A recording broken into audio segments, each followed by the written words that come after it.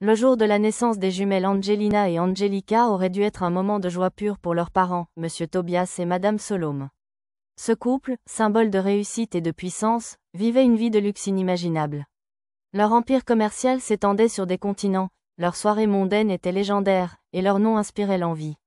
Pourtant, ce jour-là, dans une clinique privée entourée de marbre blanc et de personnel médical trié sur le volet, une ombre inattendue plana sur leur bonheur. Les jumelles naquirent avec des yeux d'un bleu saisissant, une anomalie dans une famille aux yeux bruns. Au début, Tobias et Solome furent émerveillés par cette particularité, caressant les joues délicates de leur bébé avec une tendresse mêlée de curiosité. Les infirmières chuchotaient entre elles, admirant la beauté presque surnaturelle des nourrissons. Mais bientôt, l'admiration laissa place à l'inquiétude. Quelques semaines après la naissance, des fissures commencèrent à apparaître dans l'empire de Tobias.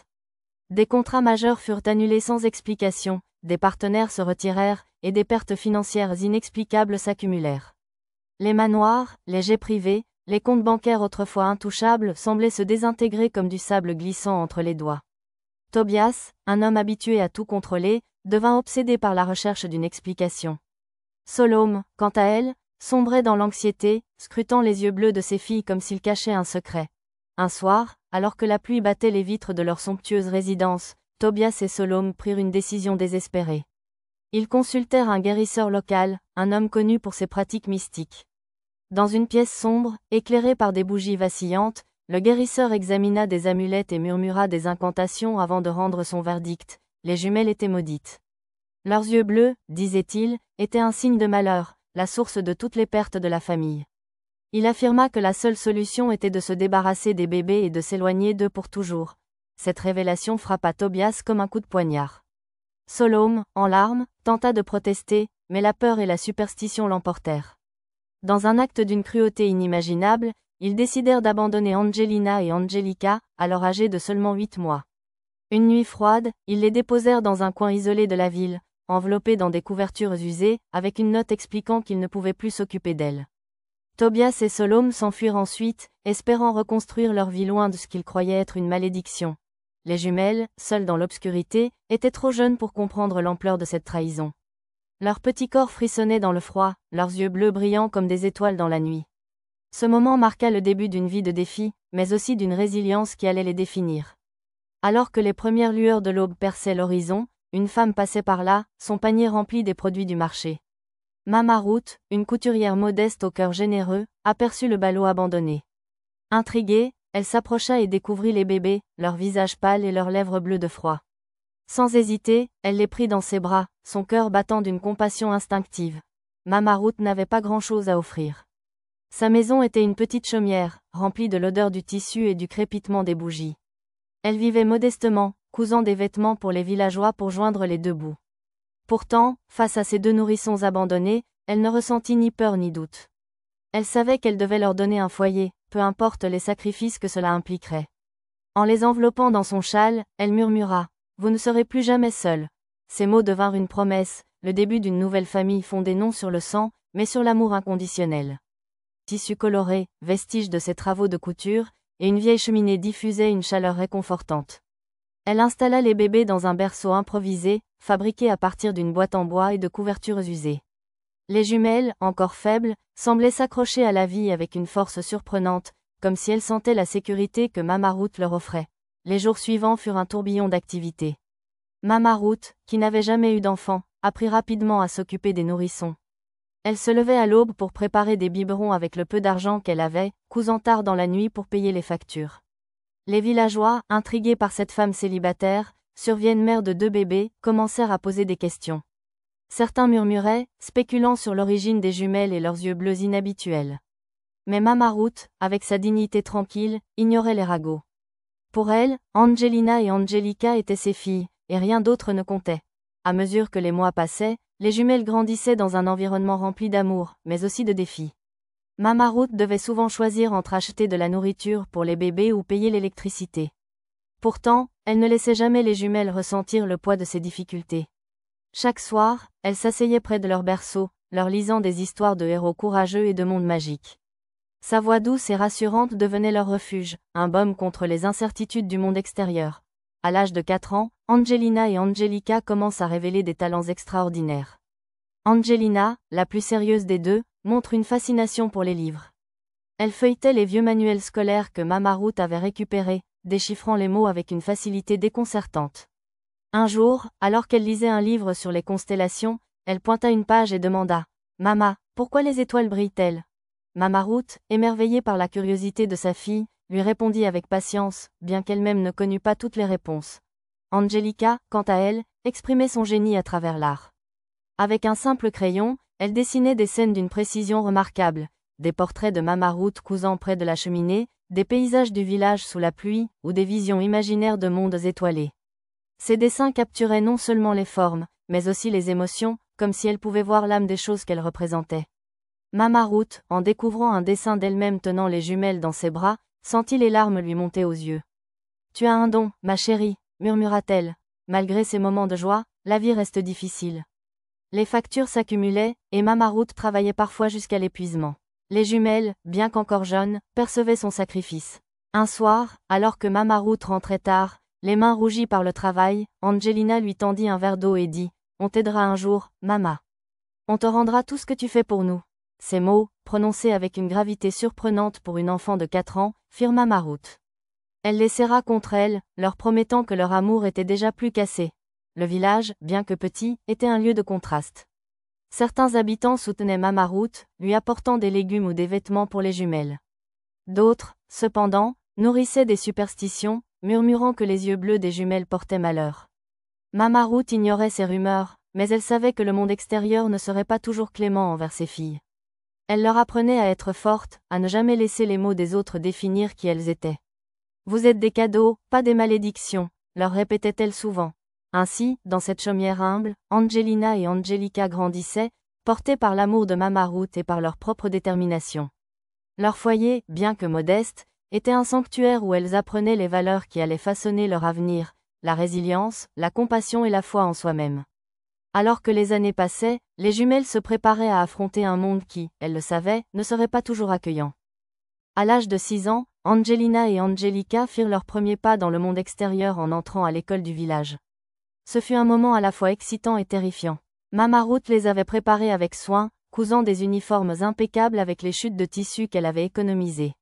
Elle leur avait appris à ranger leurs affaires dans leurs petits sacs à dos et leur avait répété d'être gentilles avec les autres enfants. Mais en marchant main dans la main vers l'école, les jumelles ressentaient une nervosité qu'elles n'avaient jamais connue. Le monde au-delà de la chaumière de Mama Ruth était inconnu, et leur cœur battait à l'unisson. Dès leur arrivée, elles attirent l'attention.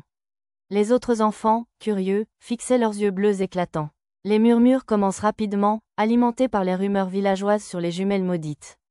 À la récréation, les taquineries éclatèrent. « Regardez les monstres aux yeux bizarres », lança un garçon, provoquant des rires parmi ses camarades. Une fille tira sur la tresse d'Angelica en disant « Vous portez malheur. Vous ne devriez pas être ici. » Ces mots, bien que cruels, ne brisèrent pas les jumelles. Angelina, l'aînée de quelques minutes, redressa les épaules et avança, tandis qu'Angelica, plus sensible, cachait ses larmes derrière un sourire fragile. Mama Ruth leur avait appris à ne pas laisser les mots des autres les définir. « Vous êtes spéciaux, mes amours. Ne laissez personne vous faire croire le contraire, » leur avait-elle dit. Ces paroles résonnaient dans leurs esprits alors qu'elles traversaient la cour de récréation, main dans la main, un bouclier invisible contre la cruauté des autres. À la maison, elle ne parlait pas des moqueries, ne voulant pas inquiéter Mama Ruth. Mais celle-ci, avec son intuition maternelle, devinait leur douleur. Le soir, elle les serrait contre elle, leur racontant des histoires de héros qui surmontaient l'adversité grâce à leur courage. À l'école, les jumelles trouvaient refuge dans leurs études. Angelina se distingue par son amour des mathématiques et des sciences.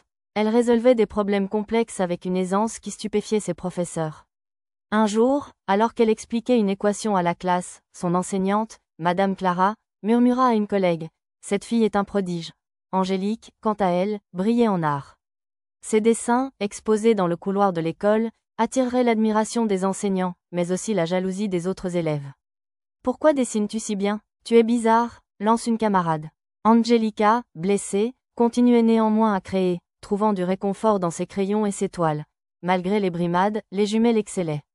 Leur intelligence et leur créativité étaient des armes contre l'isolement. À la maison, elles partageaient leur journée avec Mama Ruth, qui les écoutait avec patience. « C'était dur aujourd'hui », avoua Angelina un soir, sa voix tremblante. « Mais on est forte, n'est-ce pas ? Mama Ruth sourit, fière de leur résilience.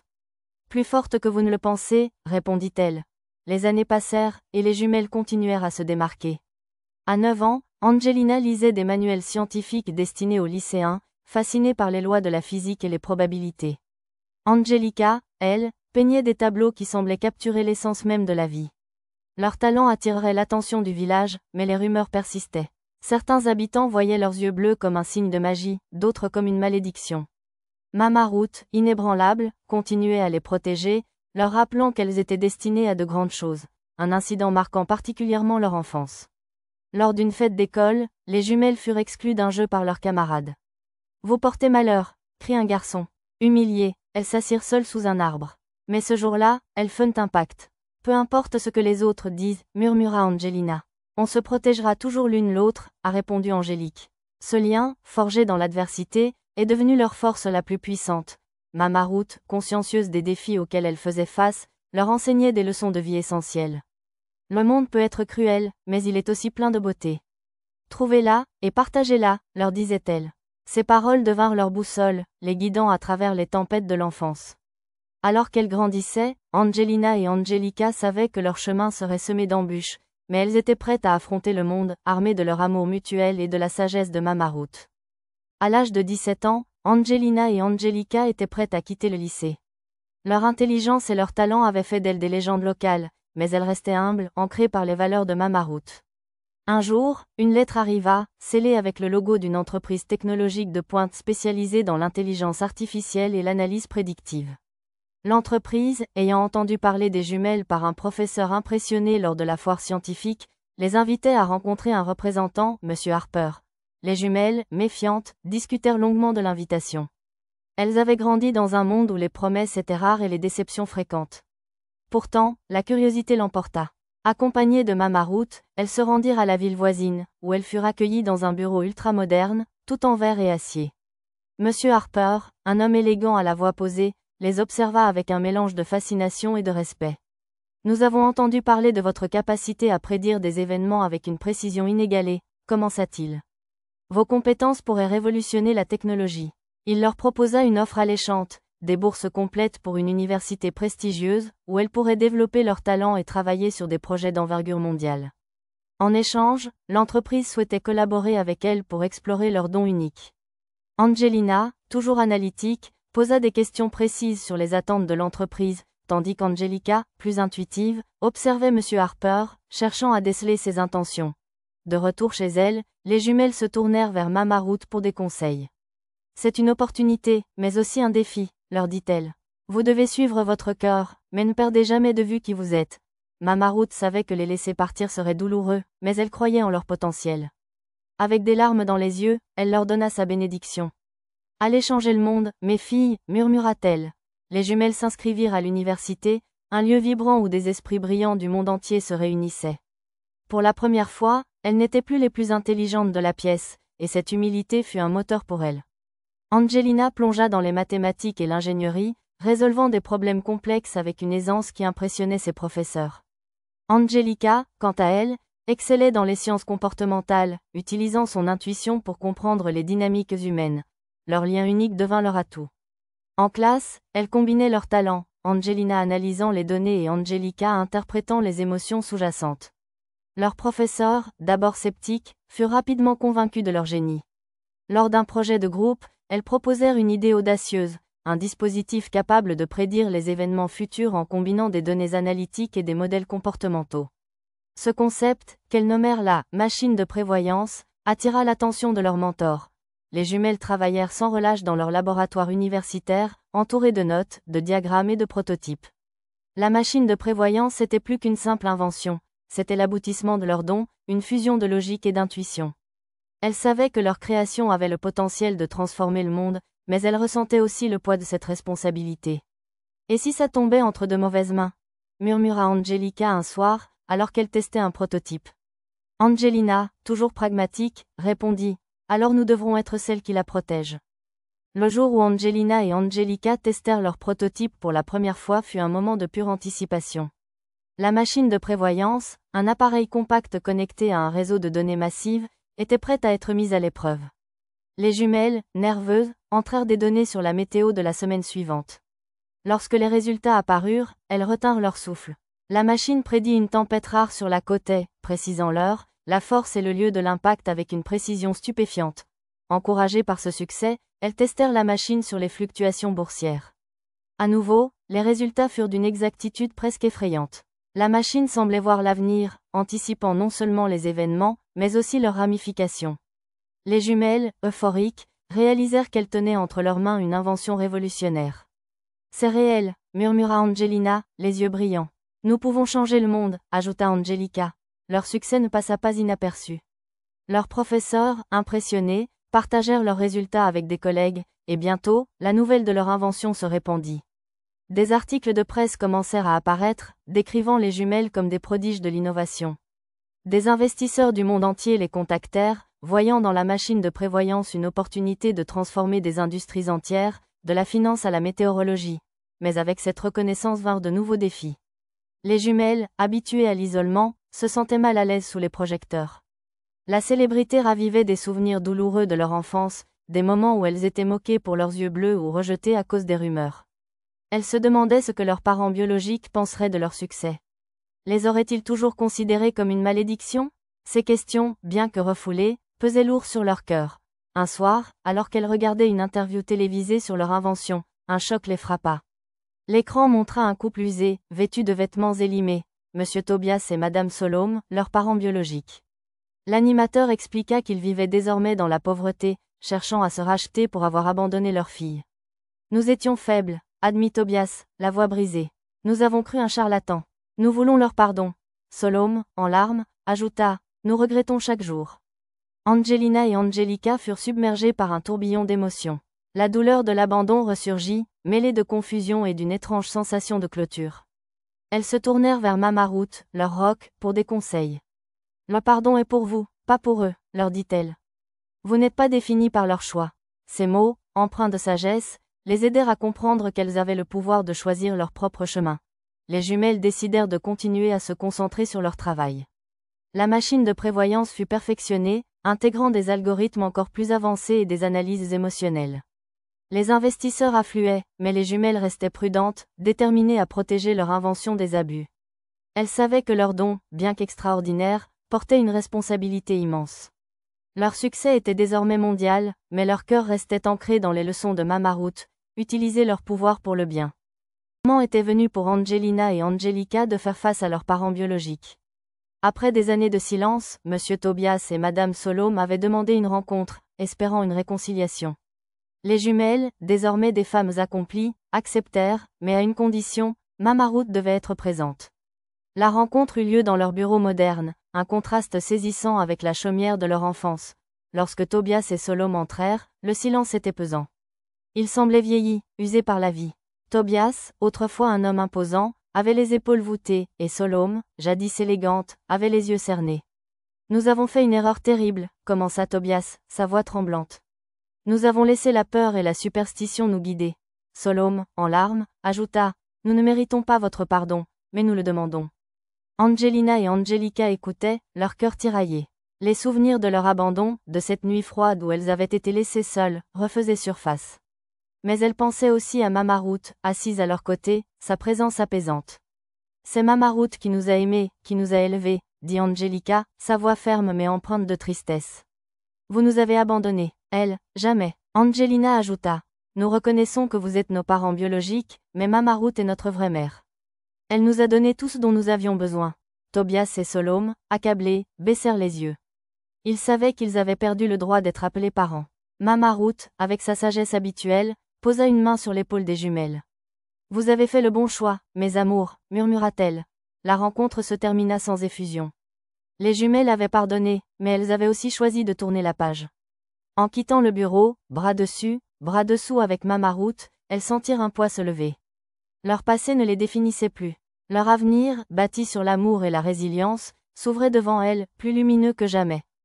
Avec le succès de la machine de prévoyance, Angelina et Angelica devinrent des figures mondiales, leur richesse et leur influence grandissant à une vitesse fulgurante. Mais contrairement à beaucoup, elles ne cherchèrent pas la gloire ou le luxe. Inspirées par les sacrifices de Mama Ruth, Elles décidèrent d'utiliser leur fortune pour faire une différence. Leur premier projet fut la création d'écoles portant le nom de Mama Ruth. Ces établissements n'étaient pas seulement des lieux d'apprentissage, mais des havres où les enfants, qu'ils soient riches ou pauvres, pouvaient grandir dans un environnement de compassion et de résilience. Chaque école était équipée des dernières technologies, mais l'accent était mis sur les valeurs que Mama Ruth leur avait enseignées, la gentillesse, la persévérance et l'amour. Les jumelles ne s'arrêtèrent pas là. Elles fondèrent des hôpitaux et des centres de recherche, particulièrement dans les zones défavorisées. Leur objectif était clair, donner accès à des soins de qualité à ceux qui en avaient été privés, comme elles l'avaient été dans leur enfance. Leur fondation devint un modèle d'innovation sociale, combinant leur technologie prédictive avec des initiatives humanitaires pour anticiper les besoins des communautés. Mama Ruth, désormais âgée, fut au centre de leurs attentions. Les jumelles lui offrirent une maison magnifique, entourée de jardins fleuris, un contraste saisissant avec la chaumière modeste de leur enfance. Elles s'assurèrent qu'elle ne manquait de rien, la comblant d'amour et de gratitude. « Vous m'avez tout donné », leur dit-elle un jour, les larmes aux yeux. « Cette maison, c'est votre cœur que je vois. » Les jumelles continuèrent à travailler sans relâche, utilisant leurs machines de prévoyance pour résoudre des problèmes mondiaux, comme la prédiction des catastrophes naturelles ou l'amélioration des systèmes économiques. Leur humilité et leur dévouement les rendaient uniques dans un monde souvent dominé par l'ego. Leur histoire, partagée dans des livres et des documentaires, inspirait des millions de personnes à travers le monde. Alors que les années passaient, Angelina et Angelica continuaient à bâtir leur héritage. Leur fondation grandissait, touchant des vies dans le monde entier. Elles s'impliquèrent dans des causes comme la conservation environnementale et la santé mentale, toujours guidées par leur désir de donner aux autres ce que Mama Ruth leur avait offert, une chance. Leur lien avec Mama Ruth restait le cœur de leur vie. Chaque jour, elle lui rendait visite, partageant des moments simples autour d'une tasse de thé ou d'une promenade dans son jardin. Ces instants, empreints de rire et de souvenirs, étaient leur refuge. Mama Ruth, désormais âgée, les regardait avec fierté. « Vous avez fait plus que je n'aurais jamais imaginé », leur disait-elle. Les jumelles n'oublièrent jamais leur passé. Leur fondation lança un programme pour les enfants abandonnés, offrant des bourses, des abris et des soins.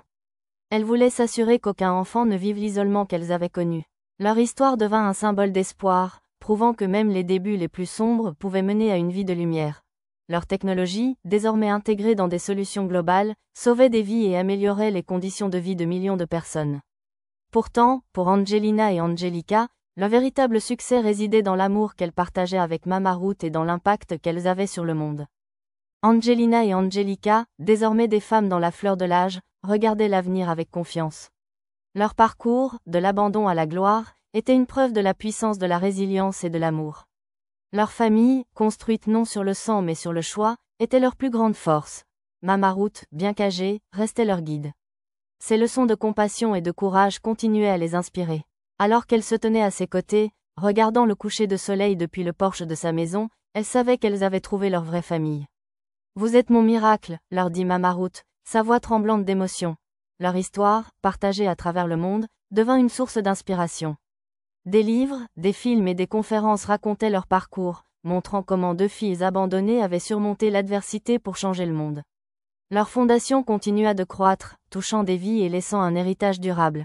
Angelina et Angelica savaient que leur voyage n'était pas terminé. Le monde était plein de défis, mais avec leur amour mutuel et le soutien de Mama Ruth, elles étaient prêtes à tout affronter. Leur histoire était celle d'une famille choisie, d'un amour indéfectible et d'une croyance en la possibilité de transformer la douleur en pouvoir.